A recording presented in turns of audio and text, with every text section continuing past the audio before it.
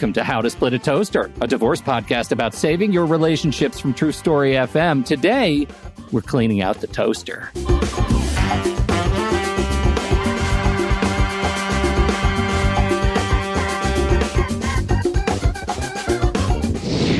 Welcome to the show, everybody. I'm Seth Nelson, and as always, I'm here with my good friend Pete Wright. Today on the show, we're talking about stuff. No, not equitable distribution. We've done that already. Today, we're talking about clutter, about organizing the stuff of your life that happens during and after your divorce. Julie Coraccio is an award-winning professional life and end-of-life organizer and professional declutterer, and the author of 15 books. Julie, welcome to the toaster. Thanks so much for having me. I'm excited to be here. Julie, what Seth doesn't know, and I don't know this, actually he might know this, but we've never talked about it, is that I am obsessed with decluttering and organizing stuff. So this is I watch for fun. I watch people organizing stuff in time lapse on YouTube. Time lapse organizing and decluttering is one of my favorite things. Every year in one of our online communities, we run a month-long decluttering expo. I am so excited for this conversation. It is irrational. It is absurd. Okay, I have a confession. I did not know that about you, Pete. Yeah? But we actually have something in common. What? I basically have a rule that if I don't use it for a year, I obviously don't need it, and I get rid of it, donate it, reuse it. And this is really my wife's rule, though she hasn't said it explicitly, but I know it's implicitly there. If I buy a pair of shoes, one pair has got to go. Yep. One in, one out, baby. Mm-hmm. Yeah. All right, Julie. So how did we do? Is the show over now? There you go. You're all set.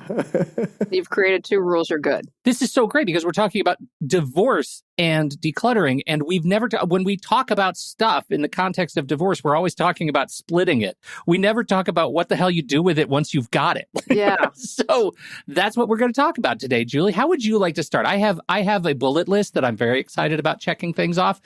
But I cede the floor to you. Where do you start this conversation when you're talking about divorce and decluttering? Well, honestly, if it was me, I'd start it before marriage. But, that's a whole other thing. But, you have to start it immediately. I've worked with people who have, as you could love the name of your podcast about the toaster, who have split everything and they're in the lawyer's office. This would drive me insane. I couldn't be able to do that. So you have to, in my opinion, have to have the start the conversation immediately, because that's time, especially if it's a contentious divorce, it's going to show up in the stuff, right? Because, whatever happened, and then I'm taking the toaster, I'm taking the vacuum cleaner, whatever it is, and it can get really awful. We've always talked about who gets what. What I think Julie's talking about is let's divide up less stuff because we're going to just get rid of some things and declutter. But I had a case many, many years ago where I was the mediator. Neither party was represented. And they started saying, I want this, I want that for personal property. And they already had their list. They just didn't say who wanted what. It was the whole list. And literally, I'm just a simple guy. I gave the guy a blue highlighter. I gave the woman a pink highlighter. I said, highlight everything that you want to keep. If you don't highlight it, you don't care about it, the other side can have it. They did that. I then came to them with one list. It had blue, which meant the husband wanted it, the wife did not. It had pink, the wife wanted it, the husband did not. It had yellow, they both wanted it. And it had green, and green was the longest part on the list. Remember, they made the list of everything there, and I had highlighted green. Neither one of them wanted. Yeah. They didn't highlight it, either one of them. And I said, all that shit's mine. Yeah, there you go. But now that I'm talking to Julie, I needed to declutter and just not take it. But literally, if the husband would have said, or the wife would have said, I want X, the other would have said they wanted it too. That's why I didn't go back and forth. I said, just tell me what you want. Yeah. I think that's a great solution. And it's, to me, fascinating that green was the most, right? Because that tells us a lot. Neither of them wanted it. We have so much stuff. But it's hard for people to declutter. Absolutely. Why is it so hard?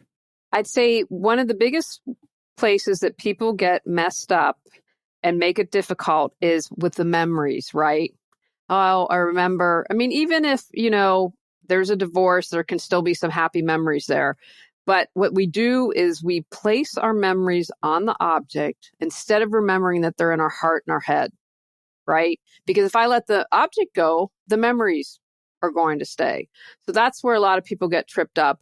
I think when people have clutter and disorganized, they honestly don't know how much they own. Oh, wow, we have 3 toasters. Who would have thought, right? But I don't know where everything is. And then, okay, I can give some away. I just didn't know that I had that much. And then the big thing for a lot of people is overwhelm. Where do I start? We're getting divorced. It's been 20, 30 years we've been married. How are we going to get through all this stuff? So those are... Start in the junk drawer. Well, yes, that's a possibility. I think it's a good idea to start in one room and you keep in that room and you don't move to another room until you're done, because sometimes people do that. Oh, I'll start work here, but then I'm going to go to another room and then I haven't really done anything. I'm just not doing that. And starting in one area. Junk drawer is a great example. That's something that you can usually do pretty quickly and that's fairly easy, and that can build your muscle and your confidence to do more. Well, let's talk about the domino effect, though, because I think that's one of the things when you're organizing and decluttering, is when you run into things like the junk drawer and you find that first thing that you say, hey, you know what? I think that actually belongs in a different space, in a different room. And then you're in that other room. And now you're finding a space for another object. And suddenly you're distracted from the original thing. So how do you encourage people to talk about that sort of systemization of decluttering and organizing as they're going through and getting rid of all their stuff in this plan? Great question. So prior to doing that, you want to set up, I'm a fan of either boxes or strong bags. The last thing you want to do is have a crappy plastic bag and you fill it and then it explodes everywhere. So you create an area that's labeled keep, goes to a different place, donate, belongs to someone else that shouldn't even be here, recycle, figure out where your categories are. And so you do that and you're like, okay, my setup, but I'm going to take what belongs in another room and put that pile and sort it later. I keep going until I've accomplished the little area and finish that before moving on. Does that make sense? Yeah, for sure. For sure. And that gets to that, to fighting that instinct to just declutter as you go, every space in your house, right? That focus matters. Let's take a step back though to building this plan, like when you start the divorce, right? When you think you're going to get divorced, starting to plan around your stuff, because I think there are these two, I guess, major categories, which are the physical possessions, the things that you want to actually potentially declutter. And you're talking about the emotional connection to objects, right? The things that you don't maybe need, but you like what they do to your brain and your body when you think about them and hold them. And then we have other categories of stuff like documents, like paper management. Who's dealing with the files, right? How do you go about helping people who are struggling with managing the scope of this process, building something that they can work through? How do you encourage people to start? So I am a fan of writing things down, because if we write it down, we get it done. And you might put that on an app. It might be pen and paper for you. And so I'm a firm believer you should go through everything you own once a year. Now, if it's been years since you've gone through something, the first time you do that, it's going to take time. But if you continue to do that once a year, it's a breeze. Like seriously, you can get it done really quickly. So I would write all the rooms out.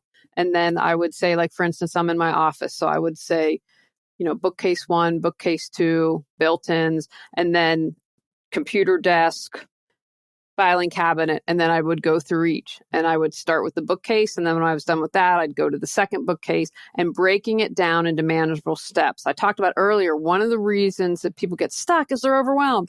Oh my gosh, I need to declutter my house. Of course, that's overwhelming. So that's why we want to create a plan and make a list, and then, that great satisfaction of crossing it off when we're done. But Julie, what happens when you're looking at something and you're like, but I might need this? I'm so glad you asked that, because I might need this someday, right? And then a decade's gone by and you've never used it. So this is what I say to my clients. Can you trust that you'll get what you need when you need it? So for instance, maybe you let a tool go. My husband's really handy. Can you trust that maybe 5 years from now, you do need it, but can you borrow it? Is there a place where you can rent it? What are our options? It's not immediately go out and buy another one, but the likelihood, yes, absolutely. Sometimes you might give something away and you do need it. But in my experience, it's a loss less than people anticipate. And that's just an excuse to not give it. Oh, I might need it someday. Well, that's my excuse. So then I don't have to let it go.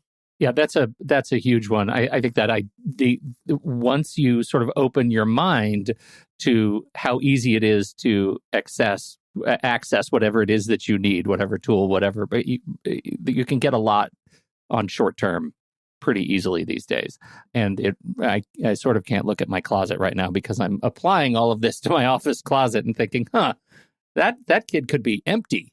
And that leads to hidden spaces, right? The stuff that we throw into our closets and call it organized. Would you have a rule of thumb on managing hidden spaces like that? Out of sight, out of mind. And that's, a definite thing that people do a lot. Again, I think it goes back to what I think is important is one, do everything annually, but have a maintenance plan, right? So if you know that I use a term like Superman, your clutter kryptonite. What's your clutter kryptonite? Like mine's leopard print, right? Oh my gosh, leopard print shoes. All right, come on down, right? But I'm aware, what is my clutter kryptonite, right? That's Seth's too, actually. It's so weird. No, I'm laughing and Pete, I'm gonna fight back on you in a minute. I wasn't gonna mention this, but in a minute I'm gonna bring it on after we talk about Julie. Everyone has their little one thing or two things that they know. So I know that's that makeup sample. So if I'm going to go to the store, then I'm like, okay, you've got to pay attention. Don't just grab you can lose 10 pounds, get rid of wrinkles. Give it to me. Okay, come on. Are you really going to use it? Self-awareness there. Self-awareness, 1,000%. And then also to have a maintenance plan. Like if your closet is where you get stuck, we all have, for women especially, closets tend to be one of those areas that are really difficult. So then that's going to need a little more attention. And it's about discernment, right? So maybe you need to hire someone, but maybe you need to bring your BFF over to help you, to have someone who's non-judgmental. That's really important. And who's not emotionally attached to be able to ask you questions. For instance, with the closet, tags on it, you've never worn it. Okay, well, how about if we give it to the battered women's shelter, right? Because there's someone who might have left in the middle of the night with just the clothes on their backs, and that's someone who's going to need it and get good use out of it. That's something that I try to, and a little note with kids too. If you have your kids, sometimes when kids struggle to release things, pick a charity. Oh, we're going to give that blanket to the animal shelter and it's going to help the cats and the dogs. Oh, okay, so it's going to go to a good home. I can let it go. And the other thing I did with my son when we were getting rid of stuff, I would say, you can keep 5 of these things. So then he prioritized them. Of course, then I had to negotiate, okay, it's 7, but it wasn't, do you want to keep this one? Yes, no. Because it's always yes. And to your point, it was like, oh my God, my friend gave that to me for my 4th birthday. Whatever the case may be. But when you said you're only allowed to keep so many, then they started prioritizing. That's great. And it's important, start them young, right? Because then that helps them understand. Because if everything has value, then nothing does. And so that's teaching them discernment and what's important. And I love that you ask your kids that, because a lot of times you might think, oh, they want to save this clay pot that they made and they have zero emotional attachment, but something else is more important to them. Exactly. So I will tell you, I know I'm thinking if I have more than one, bags, like backpacks, suitcases, whatever. Oh, that's one of mine, Pete. I'm giving you that. But here's the thing about decluttering that I think is really important. You can put bags in bags. So it doesn't look cluttered, but it might and be. That's okay. You know what? And I'm not militant, like you have to get rid of everything. But if you say to me, oh, bags and an album collection and golf shirts and sports equipment, do you know what I mean? And everything's a collection. Then I'm like, okay, let's take a moment here. That's not a collection. That's called hoarding. There's a difference. Right. Well, no, you can collect things and not be a hoarder. And it can be like I saw someone with beer steins recently. Like, wow, there's a lot of beer steins. And guess what? We're downsizing. We're not going to be able to keep all the beer steins. So what are we going to go through the collection that we really like? Have your bags. But again, I'm going to say go through them every year or go through them every 2 years. Here's a hypothetical. Okay. Spoiler, it's not a hypothetical. What happens if someone keeps on to things in their cluttering, but they're disguising it as artwork? So let me just give you an example. If someone had a bunch of old electronics and they put them on their wall, Look at the back of Pete's. Okay. That's uncool, man. That's Is that uncool. cluttering or is that art? You know what? I don't think it looks clutter, honestly, from what I see. He's created something. Bless you. You know, for me, it's a tad bit visually overwhelming. I'm super visual. I'm going to not lie.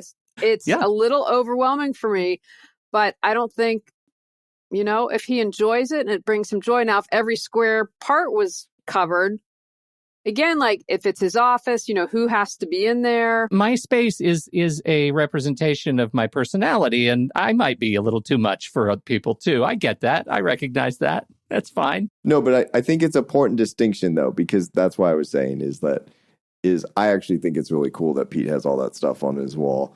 It's not what I would like, but I know Pete and it does represent him. Right. And so that makes sense to me. I'm just really pulling your chain there. But I think, like, to your point, Julie, like when you have beer steins or whatever, and it just takes over everything. And remember, you have to maintain all this stuff. You have to dust it, and you say, well, I hire a cleaner. Okay, but then you're going to have to pay to have all that stuff dusted. And, you know, when I talk about decluttering, it's more than just the physical stuff. And so they've done studies, like if you have a messy desk, people don't trust you as much, you might be passed over for a promotion. So all the stuff in your space is affecting you mentally, emotionally, on all levels. I'm glad you mentioned that because that was going to be my next question. I am physically uncomfortable if I am in a house that has a lot of stuff. Mm-hmm. Mm-hmm. I might like the person immensely, but when there is like little tchotchkes everywhere, it's like just fucking overloading on me. Yeah. But if I'm in a house where it's like minimalist and the counters are clean and there's not much on there, like one friend of mine, I went in there, I'm like, oh my God, I love your house and the way you've decorated it. They started laughing because they said, my mother comes over and says, you can't afford furniture. Because there was so few spaces, but it just felt so good to me. Well, everything's energy, right? And so all the stuff is taking up, and they talk about in feng shui, like if I had just gotten divorced, I would want all new things. I wouldn't want the stuff, right? Because it has the energy of that relationship. And I'd want minimal stuff to bring in, whether it's a new job, a new relationship into your life. If you have clutter, that's that stuck, stagnant energy. You can't welcome in new experiences. Yeah, but what I find, Julie, is in the divorce process is one, people feel like something is empty anyway. And then if they don't have much stuff, it's even more empty. And I think they're battling that. But what are you trying to fill? Like so when you collect, in feng shui, they talk about this. What you collect reflects what you believe you're missing in your life. So I would be really interested, like you get divorced. Okay, what is it that you started to collect, right? Okay, you could say love, whatever, but I think also you can be like an archaeologist and dig a little deeper in what's going on here. You know, you can't expect someone else to fulfill your needs. You have to do that on your own. And when you are happy and whole, then you can bring that into your life. So it's about self-examination and knowing yourself. And I will tell you, from the family law attorney, divorce attorney perspective, we hate talking about personal property. Oh, really? Interesting. Okay. We hate it. Because ultimately, we're here trying to help people. And when they're dividing up their personal items, and judges hate it too, because it takes up judicial resources. And even in court, when you're arguing in Florida, check your local jurisdiction, it says the sentimental value is a value that can't be put a price on it. But when a judge is deciding who should get the item, they can do that. So judges hate it. I mean, they will make quick decisions like that. Lawyers hate it because you're paying me all this money to divide up stuff where you can just go buy it. Right. And it's always the very last thing to talk about in a settlement agreement. And it's always like the last thing, and we have nothing left to trade. And you're dividing up $3 million worth of real estate in 401ks and IRAs and brokerage accounts and kids' college funds. And we did a parenting plan that was complex because someone traveled, but they wanted to have 50-50. We're doing all this stuff. We make all these trades. And then it comes down to the toaster and we have nothing left to trade. And it blows up the whole deal. Derails everything. So do it early. Don't wait. Do it early. And And don't become attached. It's just stuff, right? What did I talk about earlier? Can you trust that you'll get that toaster after the divorce? Can you let it go? And, decluttering is about letting go. Whatever it's relationship, health clutter, it's letting go. I feel like this is going to be my model. I'm going to look at my house. I'm going to walk through my house, and I'm going to make a list of the stuff that I would want to grab if my house was on fire. Right? And then everything else really could go. What is the most important? Like, okay, it's fair. There might be a tier 2 of stuff that I'd like to keep. When the fire's only in the kitchen. Yeah, the fire's in the kitchen. But there is like so much stuff that I just would not, that I feel like if I really went and looked at it with this kind of critical eye, I could let go of it before I go into a divorce process, right? And leave the stuff that I would want to take in a fire and negotiate over that. If it's that important, if I can't figure it out, on my own, take the blue and the pink and the green highlighters to it. I think my green list could be pretty long. And, you have to pay to move things. So that's another, I love the fire. I give that example. Or would you pay to move that? Yeah, right. All right. We'll be right back after this message from our sponsor. Seth, according to the National Institute on Alcohol Abuse and Alcoholism, about 10% of children live with a parent with an alcohol use disorder. It's just tragic. Pete, we hear this statistic all the time. At the end of the day, the courts don't care about the statistic. The courts care about keeping kids safe. And when I mean safe from a party who truly suffers from an alcohol disorder or is being wrongly accused of having alcoholism or some other alcohol disorder. It's easy and it saves you money. Instead of he said, she said, there's SoberLink. SoberLink is fantastic, and they are a fantastic partner to this show. So what is SoberLink? SoberLink is a device. It's like a breathalyzer, but it is more. You blow into SoberLink whenever you want to prove in real time that you are safe to be with your kids at carpool, at drop-off, at handoff. Whenever you're going to be driving, you blow into SoberLink. It uses facial recognition to prove that you were the one blowing at the time that you are taking the reading. It sends it off to the people who need to know, people involved directly in your case, not to be used for publication, not to be used for social media. This just goes to the people who matter most for your case as you are collecting data. SoberLink remote alcohol monitoring has helped over 500,000 people prove their sobriety and provide peace of mind during parenting time. And Seth, word on the street is courts love it. Yeah, and it's not just when you're getting in a car. Let's be clear. People can say, never gotten a DUI. What's the issue? Well, the issue is once you're home at 5 o'clock and you're no longer driving, but you're going to start cooking and having a glass of wine, and that glass of wine turns into 2 bottles. That's now an issue.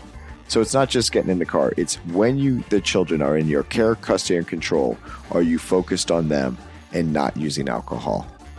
Independent, third-party, real-time verification to support your case. I haven't been drinking. Here's the proof. Those are the words that lawyers and courts love, but here are the words you're going to love. You can save $50 off your device and get started right away at soberlink.com/toaster. That's soberlink.com/toaster. Thank you to SoberLink for sponsoring this show.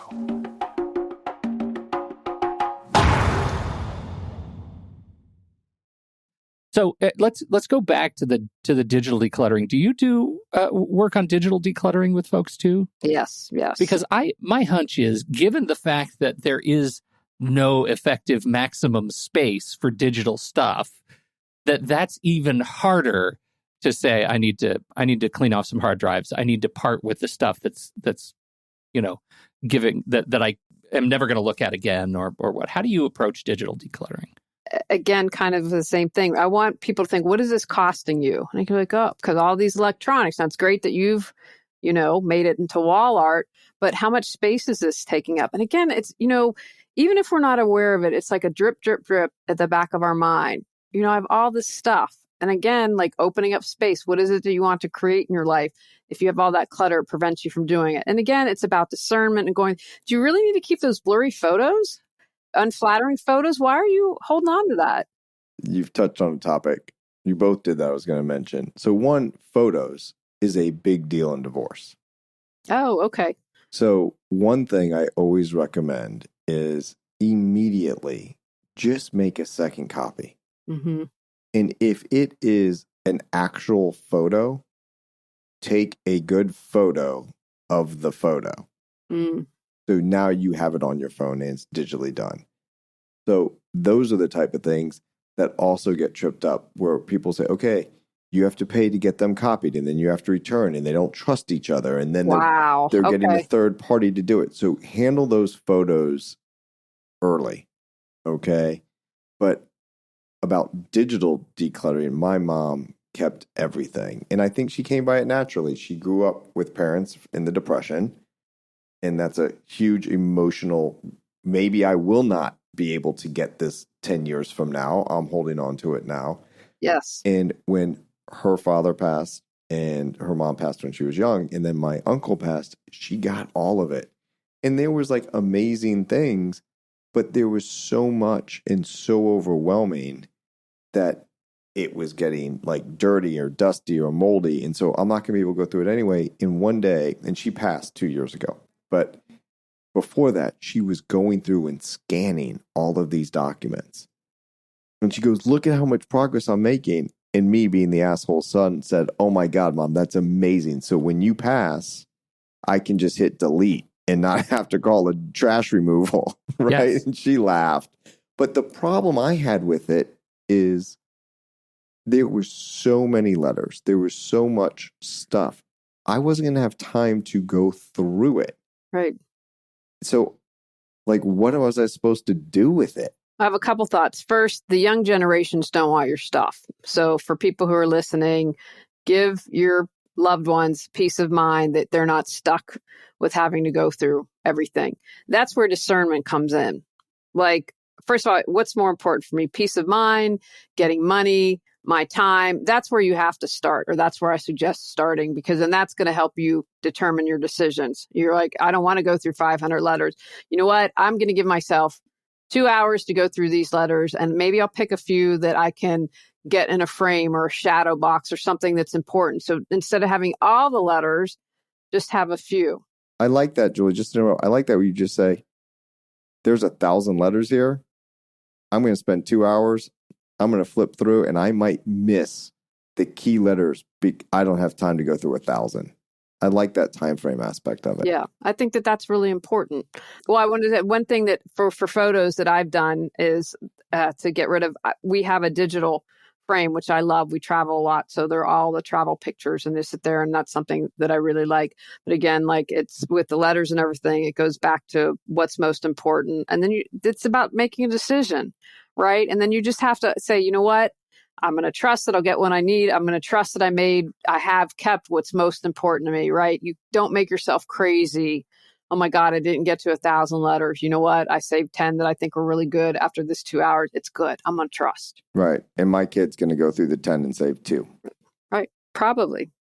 Well, it's made even more challenging when your photo library contains, 2, 5, 10, 50 different shots of essentially the same thing, because we all have cell phones and we all take pictures, a lot of pictures every time we push the shutter, right? And so like making the conscious effort as you create those memories to save just the most special ones is really important. I do want to recommend one tool that I love in my experience. It is the best photo scanner for your phone. It's called Photoscan. It's the scanner by Google Photos, and it allows you to take really great high-resolution scans with your phone through stitching together multiple different angles. So it removes glare. That's the most special thing about this little app. So we'll put it in the show notes. If you've never played with Photoscan, it's a really, really great way to do it.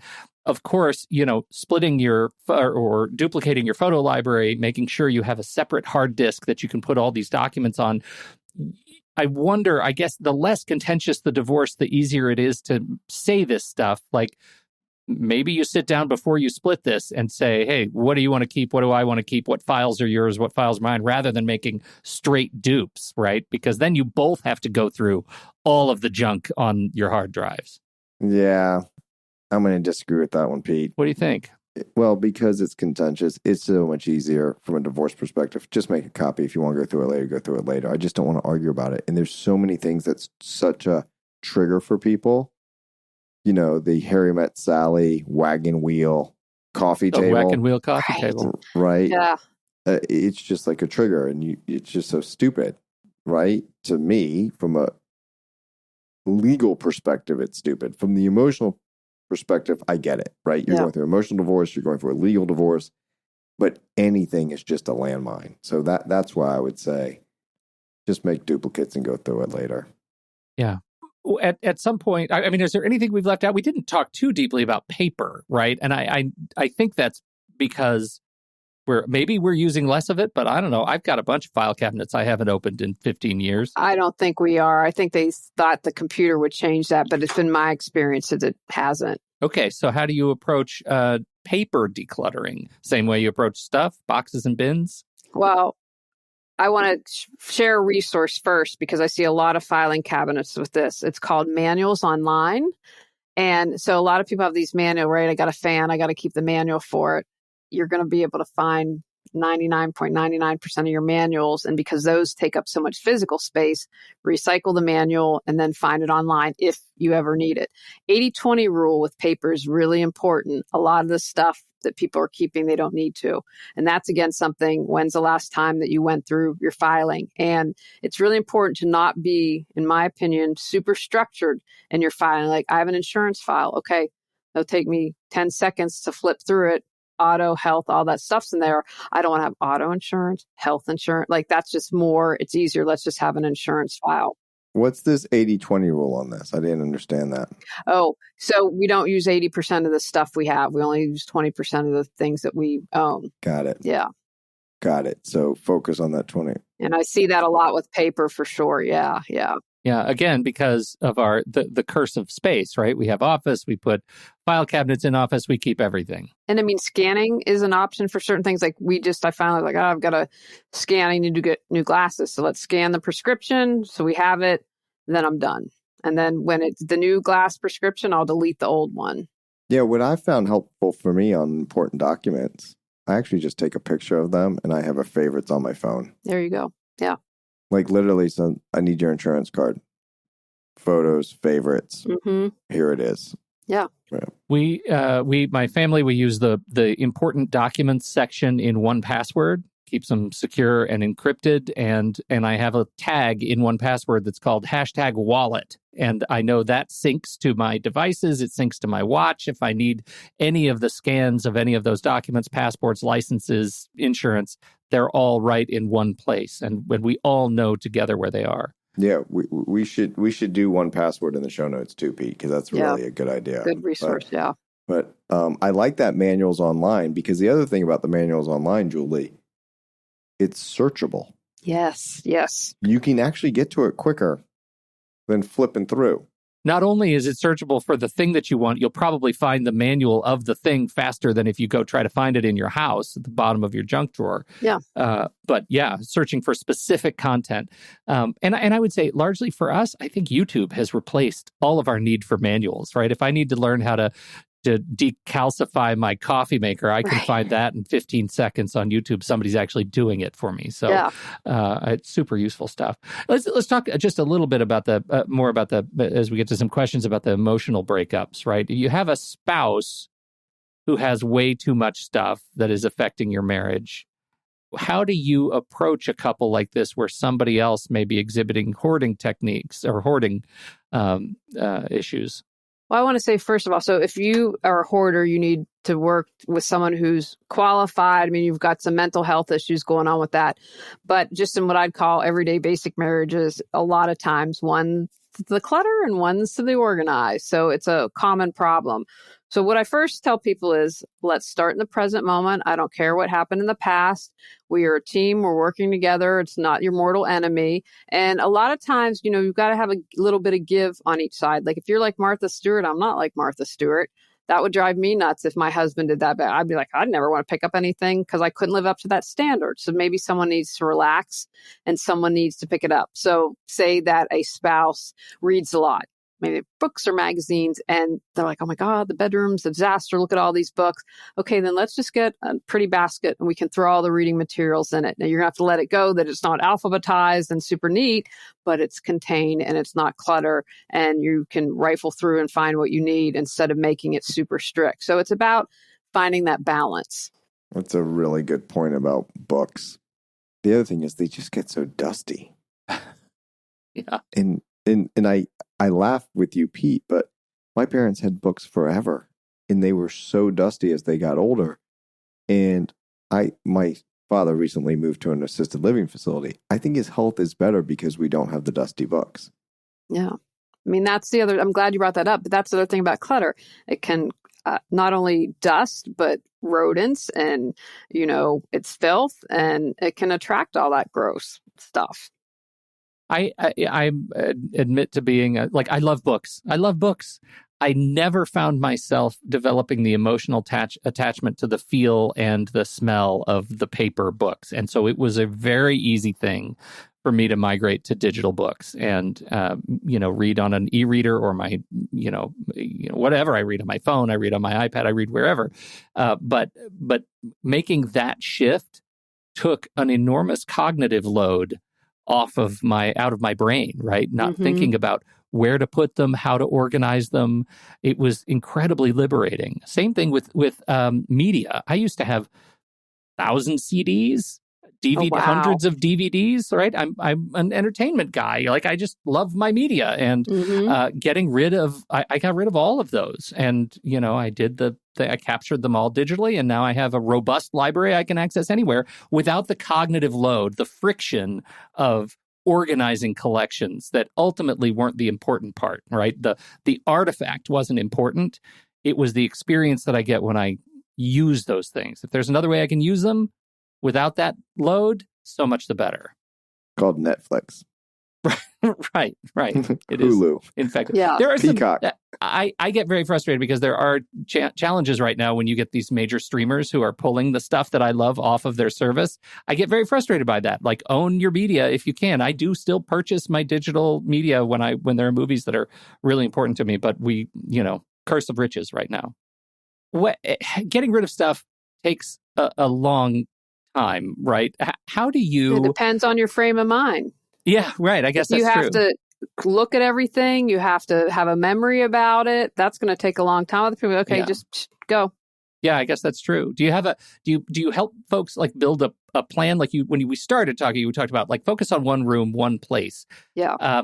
Do you have a routine that you recommend for people to get into it without actually, dropping the habit of decluttering when they're trying to make a big push? It goes back to what is most important to you. Right? You can't have the beer steins and the albums and whatever, keeping what's most important. And again, what's most important, is it time? Do you need the cash? And you're like, you know what? I got to go through to see what I can sell. Yeah. Do I want peace of mind? Just let it go. I advocate you sell everything and pay your lawyer. Oh, Seth, you're still here. All right, of course. But when you're talking about decluttering, sometimes it's forced because you lived in a big house. And now you're getting divorced and you're moving to a smaller space. Yes. Downsizing. So talk to us about creating your own new space. So first off, I think, and this is what, I've read studies on this or articles too, that it's very interesting what people buy, because when they set up their new space, boy, it isn't anything like their old space because they don't have to share. Right? So one thing is you are getting rid of a bunch of stuff that you didn't want anyway, because it's all the stuff that the spouse had that you didn't like. Yep. So what do you do when you're setting up new space? Can you talk us through that? Sure. Well, so one thing you're going to want to really, if you haven't, if you're keeping some of the furniture, I'm saying if you're not letting everything go, if I'm going from a 4,000 square foot house to a 1,500 square foot apartment, not everything is going to fit. So depending, what I think is really important is, coming up with a style. And then if you have your furniture, placing your furniture first, right? And if you're moving into a condo, okay, I can let the lawnmower go because they're going to have someone come and cut the grass. So knowing, again, other things that you can let go. I would ask myself, for each room, my room, my office, I'm here, is painted royal purple. I love it. I wouldn't have that anywhere in the house, but it inspires me. And so what do I want to do when I'm in my office? I want to be inspired. I need to make money. I need to be creative. And so I like doing that for each room. And I'm, a very visual person. So I like to make little boards. Okay, this is kind of, this is kind of, I don't even know what my style would be. Like I'm a modernist or old school or antique person. And then, okay, this is the kind of style I want. This is how I want the room to feel, and then go from there. And I think, for me, color is so important. And I think, it was like, before we moved back in, I'm like having to sell a house. I'm like, we have to agreeable gray or beige. Bleh. I don't want any of that. I want color. I think that, you have the opportunity. Julie, beige is my favorite color. I mean, that just hit me in the heart. I'm sorry. I hope that you can recover from that. It's not, but I do like some gray. I'll be honest about that one. Agreeable gray, I get it. But if I have the opportunity, then for me, then color. So what is it you want to inspire? And color is something that can be fun, and it's yours now. You're the one that gets to make the decision, right? If you had to, okay, I'm going to go with my spouse on this one, and do that and have your style and create boards and have fun with it. Is there a trick to not recluttering? Oh, yeah. I have mentioned going through everything every year, and you have a maintenance plan. Like at the end of the week, put all your files away in your office. At the end of the week, do a little decluttering, right? If you do that, it's going to take 5 or 10 minutes. But if you let time go on, and like you mentioned, someone mentions your wife with the shoes, if you buy one that you have to let one go, right? That's a great thing. And again, like I wouldn't want to fall in the trap of being super strict, because sometimes, but you know what? There really aren't a pair of shoes that I want to let go of right now. And then getting that frustration. So, okay, you know what? Not this time, but the next time. But, being flexible with your rules, but setting something up like that. What is my Clutter Kryptonite? If I'm bringing all this, maybe I go on a shopping spree and buy 10 things, and maybe don't let 10 go, but at least I let 5 go.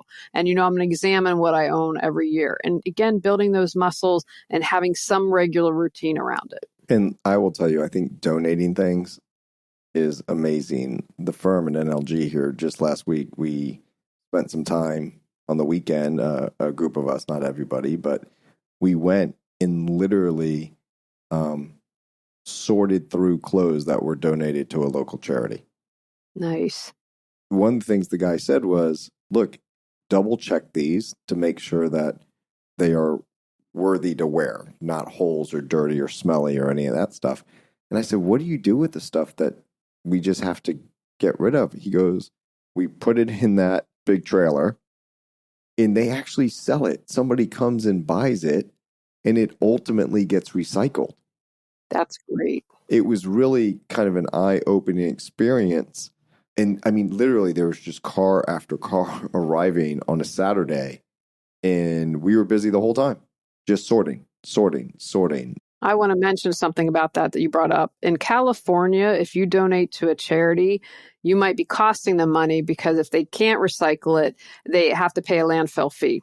And so that's something that people don't think about. And what I would say, if you're not going to give it to your friend or your family member, don't dump it on a charity. Look, I'm all about being green as much as possible. Is it stain? Is it holy? Okay, then maybe turn it into a rag or send it to the garbage, because it is, its life is over. That's a good point. Yeah, that's a good point. I know we have out here, we have a responsible recycling third party that actually takes, every 2 weeks, they'll take a bag of fabrics. So you have shirts that you want to give away, and they do the sorting and donating where appropriate, but they have a whole recycling process. But again, that's here. And I know sometimes neighborhood to neighborhood, those options can be different. Yeah, absolutely. Oh, there's a building in downtown Tampa that stopped, a residential building that stopped recycling because people weren't doing it properly. Mm-hmm. And it cost the building so much financially that they're like, we just can't do this. You just have to check your local recycling jurisdiction. Oh, ding, ding, ding. Ring the bell. You scored on that one, Pete. Nice job. Andy gets all the credit. He's in there typing he made it purple and italic. Just one of you make this comment. He's in the background. I can't believe you gave Andy the credit. I was totally going to give it all to you on that one. Well, this is, it's just really fascinating. One more thing about the clothes. I'm a big fan of the Hangar Trick. I don't know know where I learned it, but I'm one of those people where I turn all my hangers backwards. And when I wear something, I turn it back around. I turn that hanger back around. And then at the end of 6 months, anything I see where the hanger's still backward, I know I'm not wearing that. Whoa. Back up. I've never heard of this trick. Seriously? I'm serious. Yeah, that's surprising. Oh, yeah, it's a staple. So you take your hangers, right? And you turn them all backwards. So the hanger part comes out, because that's not how you normally do that. Because I could talk about it more if you need. So, and then when you pull the shirt or the pants out of the closet, just that first time, you take the hanger and you turn it back around, right? So when you're done wearing that thing, it goes back on normally. At the end of some period, you get to decide if it's seasonal, if it's a year, whatever, you're going to have some hangers that are still facing the wrong way. And you'll know you don't wear those clothes anymore. You can dump them. Wow. I've never heard of that. You can do the same thing with shoes. You can turn your shoes upside down in the shelf. You can put your t-shirts upside down in the shelf. And when you put it back, you know that you put it back right side up. That means you wore it. But if you didn't, you'll still see any of the t-shirts that are still upside down in your drawer. Yeah. Boom. Bob's your uncle. You're an American hero. I love it. That's a great idea. I've literally never heard of this. Yeah. Fancy. Julie's looking at me like you're an idiot. Like everyone's heard of this. you just said that you liked, organizing, decluttering. So yeah, that's, Yeah, I think and I was like thinking like through my closet, I know I'm pretty good at what I wear and what I don't wear. Yeah. So I'm not too concerned about that with me, but I think it's a great idea. Yeah, it's a great idea. It is really worked for me, for sure. Love it. So, okay, look at all the tips we've given. This is not a divorce show. What are we doing?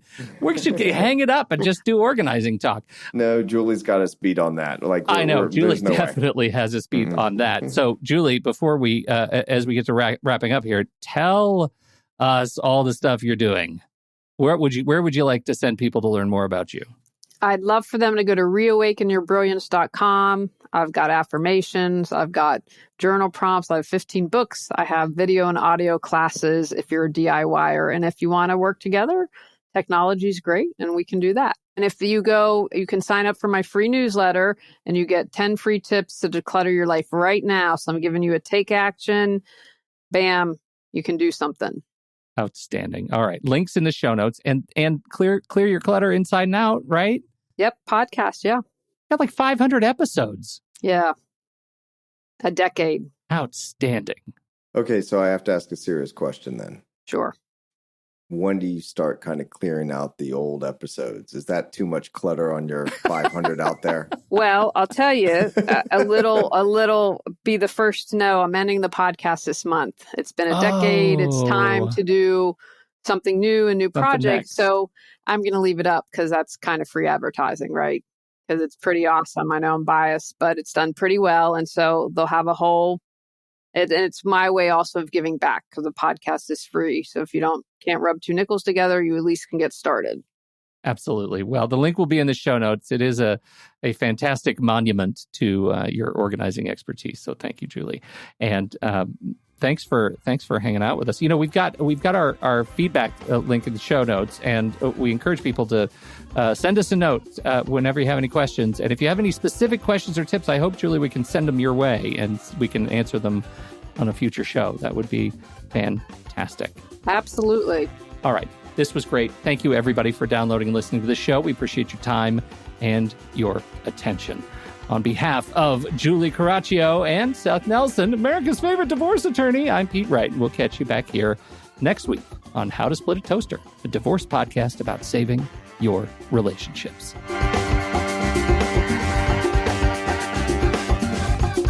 Seth Nelson is an attorney with NLG Divorce and Family Law with offices in Tampa, Florida. While we may be discussing family law topics, How to Split a Toaster is not intended to, nor is it providing legal advice. Every situation is different. If you have specific questions regarding your situation, please seek your own legal counsel with an attorney licensed to practice law in your jurisdiction. Pete Wright is not an attorney or employee of NLG Divorce and Family Law. Seth Nelson is licensed to practice law in Florida.